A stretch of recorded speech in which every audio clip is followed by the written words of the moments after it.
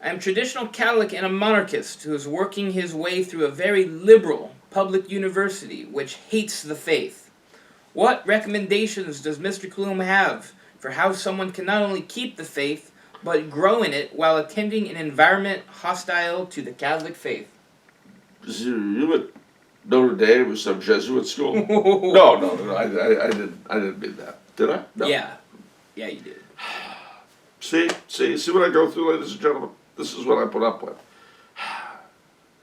To say nothing of the commissary lunches late in the week. Anyway, no, here's the thing. Firstly, you need to find like-minded people. Now, my advice to you is check out your Newman Club. What? Well, Newman Clubs vary wildly. Some are very good, some are very bad. The one I went to at Cal State Northridge back in the early 80s was really just a recruiting ground for dignity and the committee in solidarity with the people of El Salvador. It's sort of a lefty thing. It's pretty random. No, queer and lefty. How's that random? In Catholic circles. Okay, I guess that's not random at all then. No, it was very, very definite. It was a particular direction they wanted to go in. But they're not all like that. And some of them are very good, some of them are somewhere in between. So see what you've got in terms of your local Catholic community at the university. If there doesn't seem to be anything, then you'll find see if there's a Latin Rite community or an Ordinarian community or a Nova Soto parish that has a lot of devotions somewhat together, or with an Eastern Rite parish, something, in your immediate area. You're in a college town, so there'll be things of historical interest. See if there's anything interesting, historical. Check it out. Use the library. Now, mind you,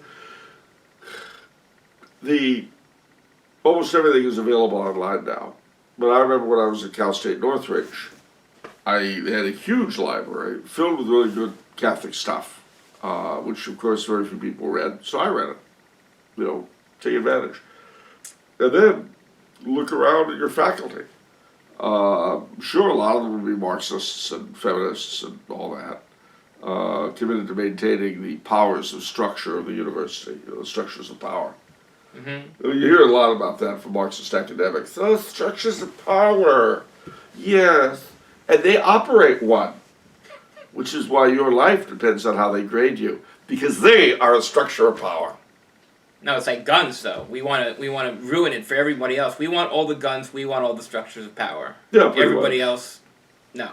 Pretty much. and by the way, if you're in a class where you don't need the grade, feel free to ask if that phrase comes up. Oh, but professor, isn't this a structure of power? Aren't we dependent on your grade, on how you grade us? How about taking away the power by getting rid of grading, professor? Let's just learn. See how far that flies. But having said all that, you may very well find in some obscure place one or two or more really good professors. So grab out of them. I don't know how you'll find them. Also, look at your student organizations and see if there's any interest there that you can at least partly share. Whether it's fencing or history. Okay. You talking about libraries remind me of something important. A lot of people that they have money problems, and so they don't read as much as they'd like to. They don't, because they can't buy the books. Well, that public library is right there for you. And so don't give up on reading. Go to that library, rent a book. Check out a book. And it's actually a great service if you go to a library and request our book, because then they buy the book. That's true. So you're actually generating sales for us, and you're getting to read our books. Yeah, this is another good thing to bear in mind. Same goes to your university library, too. Very often libraries are very beautiful buildings, especially in older areas. And I know, for myself, growing up poor in L.A., other than the churches, the downtown Central Library was just one of the most beautiful buildings I'd ever seen. And exploring it contributed a great deal to my aesthetic sense and so on. So patronize your local library.